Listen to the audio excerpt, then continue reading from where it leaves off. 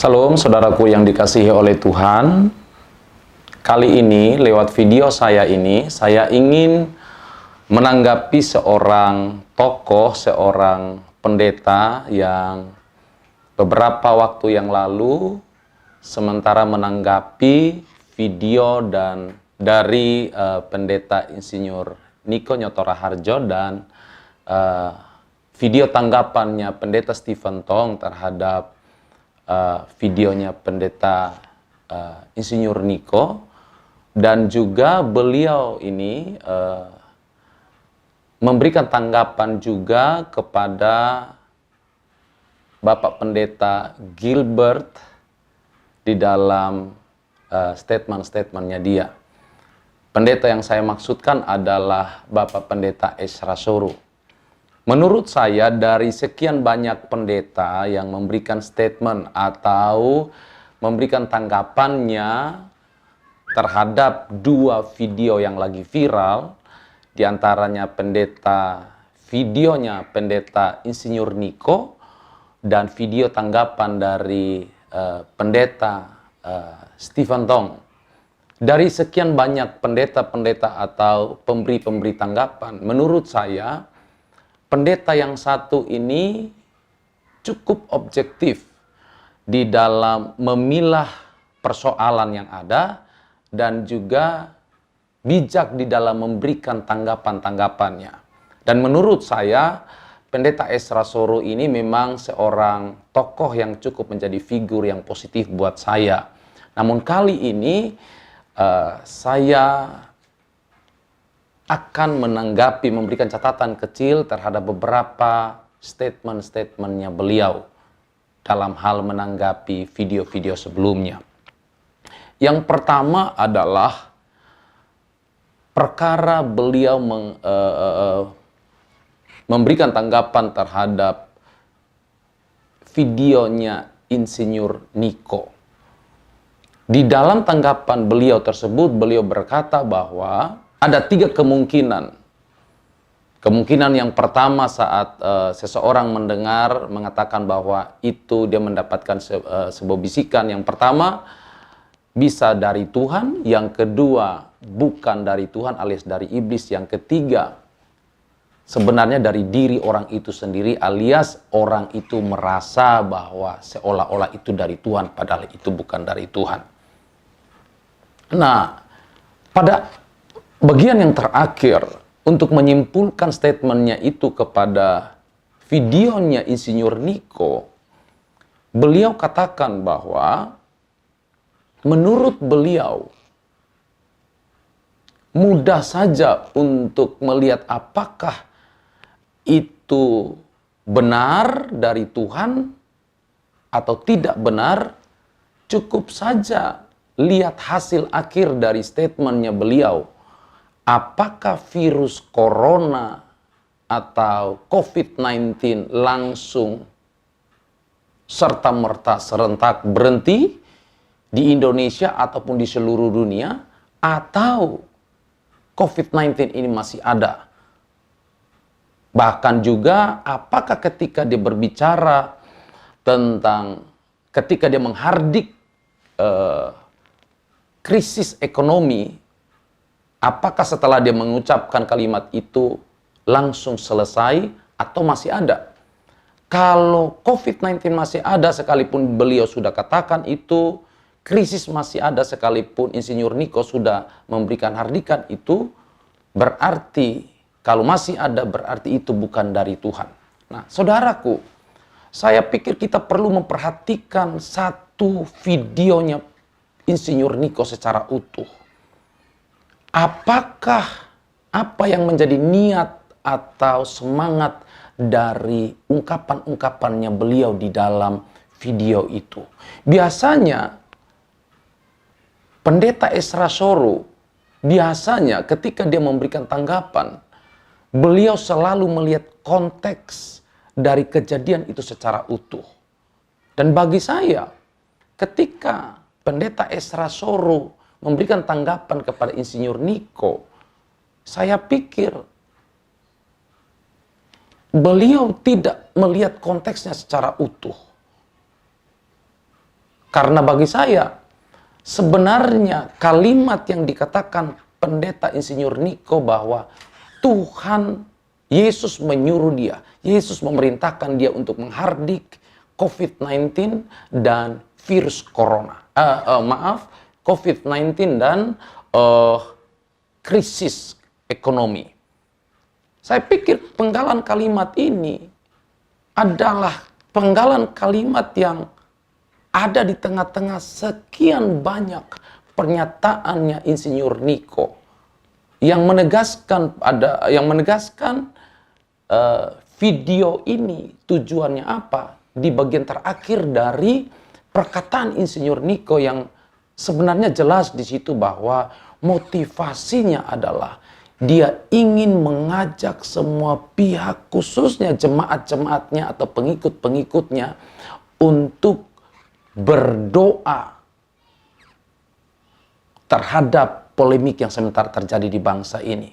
Dan salah satu nats atau konteks firman Tuhan yang dikutip beliau, yang dikatakan bahwa ayat ini cukup memberkati beliau dari pembahasan dia sejak awal, yaitu Matius 8 yang bercerita tentang kisah Yesus dan murid-muridnya saat menghadapi badai atau gelombang, dan Alkitab katakan Yesus berdiri menghardik gelombang dan badai itu, dan seketika itu juga gelombang itu berhenti. Nah, saudaraku yang dikasihi oleh Tuhan, Pendeta Ezra mengatakan bahwa benar atau tidaknya statementnya beliau, Pendeta Insinyur Niko itu, kita lihat di hasil akhir setelah pendeta ini melakukan statementnya dia.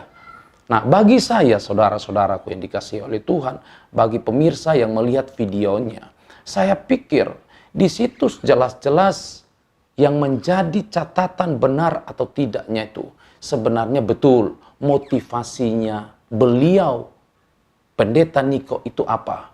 Yang kedua, apakah dengan statementnya dia itu mencederai kebenaran firman Tuhan atau tidak. Bagi saya, selama himbauan itu, statement itu adalah seruan untuk berdoa dengan salah satu konteks ayat yang memberkati beliau, saya pikir menjadi sah-sah saja. Tidak menjadi persoalan. Kenapa? Ketika itu dalam konteks ajakan untuk berdoa dengan pemahaman, sebuah pemahaman atau dasar iman terhadap nats tertentu, saya pikir itu tidak menjadi persoalan selama yang dituhankan, yang diakui di situ adalah Yesus Kristus sebagai pembuat mujizatnya. Tidak masalah. Contohnya ketika mungkin Pendeta Ezra atau saya atau siapa saja tiba-tiba diperhadapkan di sekelilingnya ada orang sakit misalnya. Dan kita harus berdoa. Otomatis yang kita doakan, yang kita katakan dalam doa kita adalah di antaranya kita minta belas kasihan Tuhan turun atas orang yang sakit. Yang kedua adalah automatically dalam doa tersebut kita menghardik penyakit itu. Tidak menjadi persoalan setelah selesai penyakit itu sembuh atau tidak. Tidak menjadi persoalan. Dan itu juga tidak menandakan apakah doa kita benar atau tidak. Tidak di situ. Yang penting kita lakukan itu dengan iman kepada Yesus Kristus sebagai Tuhan dan Juru Selamat. Jadi bagi saya, standar yang digunakan apakah statement Pendeta Insinyur Niko itu benar atau keliru, yang ditegaskan di situ bahwa yang menentukan adalah hasil akhir ketika dia berkata apakah COVID-19 berhenti dan krisis berhenti atau tidak. Saya pikir itu bukan standar yang tepat buat kita. Apabila ajakannya adalah untuk berdoa. Yang berikut, tanggapan beliau kepada Pendeta Gilbert Lumondong dan Pendeta Stephen Tong. Beliau di situ ada mengutip satu ayat di dalam Yohanes 7 ayat 24, dikatakan bahwa janganlah menghakimi menurut apa yang nampak, tetapi hakimilah dengan adil. Beliau katakan sebelum mengutip ayat ini, beliau katakan bahwa memang betul Matius 7 katakan bahwa jangan menghakimi. Yesus katakan jangan menghakimi. Namun hal itu bukanlah hal yang mutlak. Kenapa? Karena Yesus mengizinkan kita boleh menghakimi, yang penting dengan adil. Saudaraku yang dikasihi oleh Tuhan, pertanyaannya, siapakah yang akan menjadi tokoh yang layak untuk berkata bahwa dia adalah tokoh yang adil untuk memberikan penghakiman? Saya pikir ini menjadi area yang harusnya kita lebih berhati-hati ketika kita melegalkan sebuah penghakiman. Itu harus terjadi. Kenapa? Karena yang berkata itu Yesus.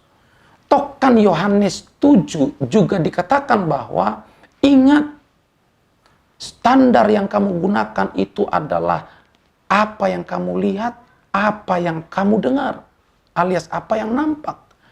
Di pasal 8, Yesus juga katakan bahwa ukuran yang kamu pakai itu adalah ukuran yang manusia, ukurannya manusia.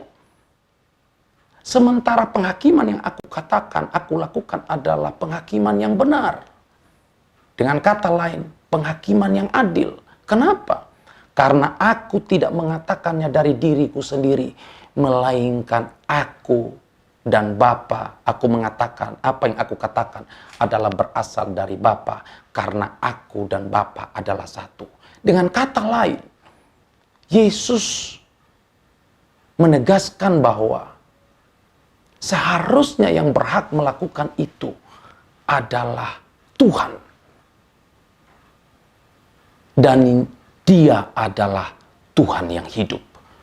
Firman Tuhan katakan di dalam 1 Timotius, katakan bahwa tidak ada hakim yang adil selain Tuhan. Nah, saudaraku, mari kita lebih berhati-hati di sini. Hal yang perlu saya juga kritisi dalam hal ini dari tanggapan Pendeta Ezra Soru ini. Ketika saya menyaksikan bahwa beliau memberikan tanggapan terhadap Pendeta Gilbert Lumondong, saudaraku, dan Pendeta Stephen Tong, saya pikir beliau berbicara bahwa beliau mau objektif. Dan memang betul, beliau ini menurut saya biasanya objektif. Tetapi ketika memberikan tanggapan terhadap dua tokoh ini, menurut saya beliau kurang objektif dalam hal itu. Kenapa? Terhadap Pendeta Gilbert, beliau menegaskan nats yang tadi saya ucapkan tadi, bahwa memang tidak boleh menghakimi, namun itu bukan mutlak. Alias sebenarnya boleh menghakimi, namun adil.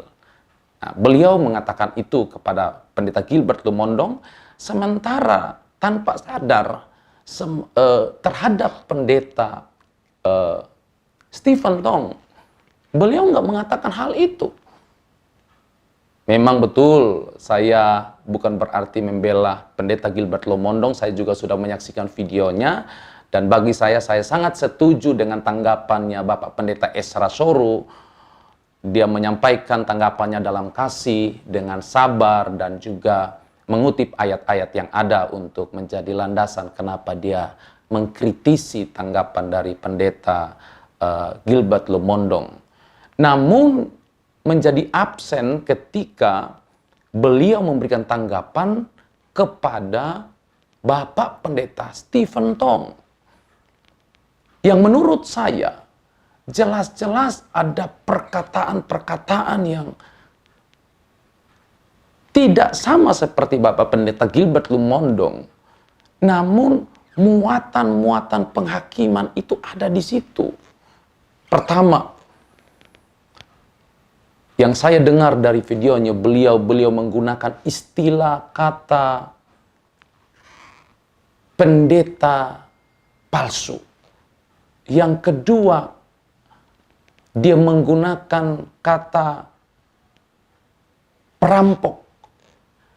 Dan yang ketiga, menggunakan pendeta-pendeta yang mengkopi Kristus yang seharusnya tidak boleh terjadi.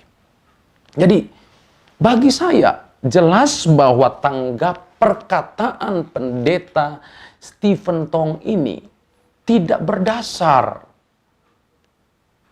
Tidak punya dasar. Namun sayangnya Bapak Pendeta Ezra Soru tidak balance dalam hal itu. Saya ambil contoh misalnya. Pendeta Stephen Tong berkata bahwa perkataan Insinyur Niko itu mengkopi Kristus yang seharusnya tidak boleh. Saudaraku, saya pikir begini. Sebagai pemberita-pemberita Injil, kalau bukan Kristus adalah standar yang benar, maaf kata kalau menggunakan kopian, maka kita adalah kopian dari apa yang dilakukan oleh Kristus. Kenapa? Karena yang aslinya itu adalah Kristus, dan kebenaran yang asli pun itu adalah Kristus. Saya ingat beberapa khotbah dari Pendeta Ezra Soru di beberapa waktu yang lalu, saya sangat diberkati bahwa setelah adanya Kristus, maka segala sesuatu, segala kebenaran, segala hukum yang disampaikan di dalam Taurat tergenapi di dalam Kristus. Karena dia adalah Tuhan. Nah, saudaraku yang dikasihi oleh Tuhan, lantas kalau bukan Kristus menjadi sumber yang asli dan kebenaran Kristus menjadi sumber yang asli, kalaupun kita sebagai pemberita-pemberita Injil, ketika kita melakukan sesuatu, maka dasar kebenaran yang harus kita usung adalah kebenaran Kristus. Kalau bukan Kristus yang asli, siapa lagi?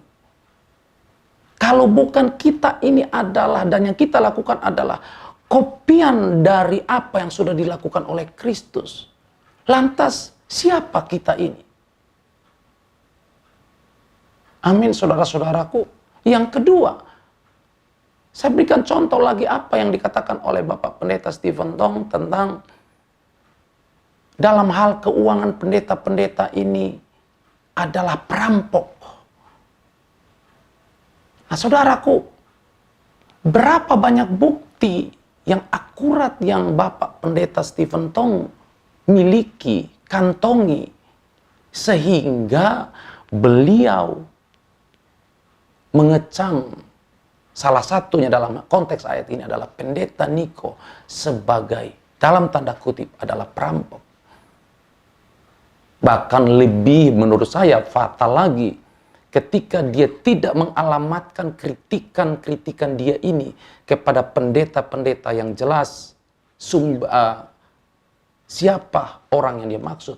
Maka saya pikir dengan cuma menggunakan kata pendeta, maka saya pikir akan menimbulkan kekeliruan yang hebat di persepsi setiap orang yang mendengarkan statementnya beliau.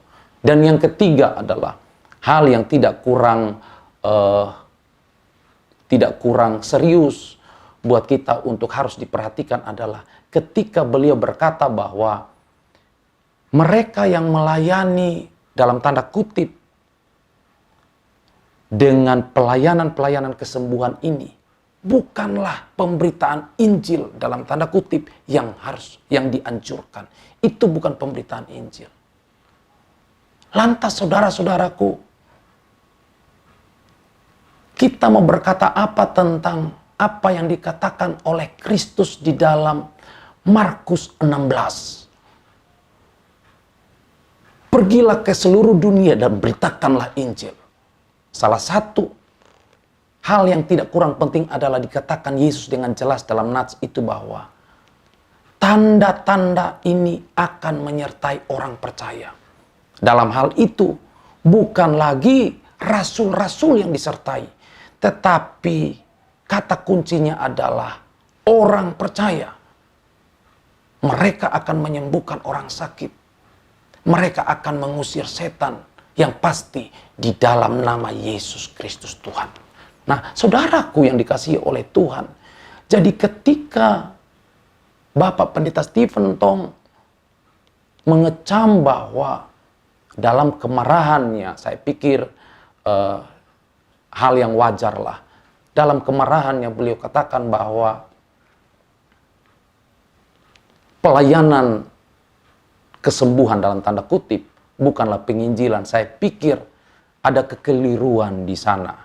Karena jelas-jelas Alkitab menuliskan hal itu. Jadi saudaraku yang dikasihi oleh Tuhan, kembali lagi terhadap apa yang tadi saya katakan dengan menyodorkan beberapa ayat firman Tuhan, kembali lagi kepada pokok dari pembahasan saya tadi, bahwa sebenarnya mari kita sama-sama jujur berkata bahwa tidak satu orang pun yang punya hak khusus dari Tuhan untuk berdiri dan menghakimi saudaranya. Alkitab katakan, memberikan contoh, ada salah satu tokoh yang sangat hebat teologianya. Bahkan pemahaman-pemahaman dia yang begitu sistematis di dalam memahami Taurat.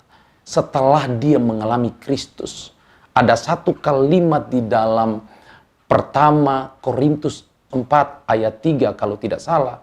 Dia katakan bahwa bahkan untuk menghakimi dirinya sendiri, dia merasa tidak layak dia lakukan itu. Kenapa? Karena hakim yang adil itu adalah Tuhan. Dia katakan di dalam pasal yang ketiga, tokoh yang saya maksudkan adalah Paulus. Kita tahu bersama bahwa dia sangat hebat, tetapi di dalam hal meresponi hal-hal seperti ini, dia memberikan satu tanggapan terhadap satu kasus yang terjadi satu kasus di tengah-tengah kasus-kasus yang lain yang terjadi di Korintus. Dia berkata bahwa ada orang-orang yang tertentu yang berkata bahwa aku dari golongan Paulus, ada yang berkata bahwa aku dari golongan Apolos. Di pasal 3 Paulus menegaskan bahwa sebenarnya kejadian ini mengindikasikan bahwa orang-orang ini sebenarnya tidak menggambarkan mereka adalah manusia rohani, melainkan mereka adalah manusia duniawi. Nah, saudaraku, Paulus saja merasa bahwa perkara penghakiman itu, yang berhak melakukan itu adalah Kristus. Jadi bukan berarti saya tidak menerima apa yang tanggapan yang dilakukan oleh Pendeta Ezra Soru terhadap beberapa hamba Tuhan yang lainnya, di antaranya Insinyur Niko. Saya pikir memang secara khusus Pendeta Insinyur Niko memang di musimnya Tuhan ini memang harus dengan lapang dada ketika mendengarkan kritikan-kritikan ini. Harus dengan lapang dada menerima kenyataan yang ada. Kalau ada hal yang memang perlu dikoreksi, memang harus dikoreksi. Dan bagi saya juga hal yang wajar saja ketika mungkin sekali lagi seperti yang dikatakan Pendeta Ezra bahwa mungkin Bapak Pendeta Stephen Tong nggak mendengar hal ini, namun paling tidak orang-orang yang ada di sekelilingnya mendengar hal ini. Saya pikir ketika kritikan-kritikan dari hamba-hamba Tuhan ini datang kepada Bapak Pendeta Stephen Tong, saya pikir adalah hal-hal yang wajar saja. Apalagi tentang perkara pemikiran atau perkara-perkara statement. Dan yang terakhir adalah terhadap Pendeta Gilbert Lumondong, apa yang dikatakan oleh Bapak Pendeta Ezra Soru, saya pikir juga adalah hal yang wajar. Apalagi disampaikan dengan kasih dan dengan pemahaman yang saya pikir cukup objektif. Saya juga secara pribadi, apabila dari tanggapan saya ini ada hal yang keliru atau respon yang tidak tepat pada kebutuhan yang ada, maka saya juga minta maaf. Namun tujuan saya adalah dari kasus ini saya dapati bahwa mari kita jaga perkataan kita. Mari kita jaga mulut kita. Karena Amsal 18 berkata bahwa mati hidup seseorang itu ditentukan oleh lidahnya, oleh mulutnya. Jadi apapun yang kita katakan, cuman ada dua kemungkinan, memberkati orang lain, membangun orang lain, atau sebaliknya, membunuh orang lain. Bahkan bisa saja kita menjadi korban dari apa yang kita katakan. Yang kedua, menjadi kesimpulan adalah mari kita perhatikan pengajaran-pengajaran kita. Mari kita evaluasi kembali pengajaran-pengajaran kita. Jangan dulu orang lain mengevaluasi kita. Mari kita menjadi orang-orang yang di musim seperti ini, situasi seperti ini, kita terbuka untuk mengevaluasi kembali pengajaran-pengajaran kita. Paulus katakan bahwa dia adalah salah satu tokoh yang memberikan contoh bahwa dia tidak mau dia menjadi orang yang setelah memberitakan Injil dia sendiri ditolak. Karena itu lewat kejadian-kejadian seperti ini, saya pikir diizinkan Tuhan supaya kita introspeksi diri masing-masing. Apakah pengajaran kita ini perlu dievaluasi kembali? Sudah Alkitabiah belum? Atau sudah memang betul-betul motivasi dan semangat kita melayani adalah untuk Kristus?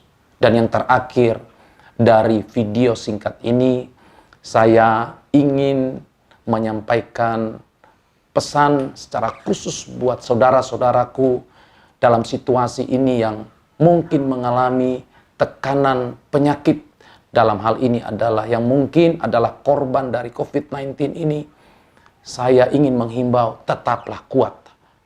Tuhan Yesus menyertai saudara-saudara, bahkan saudara-saudara yang mungkin saja juga mengalami situasi yang tidak mengenakan, keluarga yang dikasihinya mungkin meninggal karena COVID, ataupun saat-saat ini lagi bergumul dalam masa transisi untuk pemulihan keluarganya. Sekali lagi, harapan dan doa kita bersama, Tuhan Yesus tidak pernah meninggalkan saudara-saudara. Tuhan Yesus ada di pihak saudara-saudara untuk terus menjadi penolong dan pemberi jawaban atas apa yang saudara-saudara doakan. Sekian dan terima kasih. Demikian tanggapan saya kali ini. Tuhan Yesus memberkati kita semua. Shalom.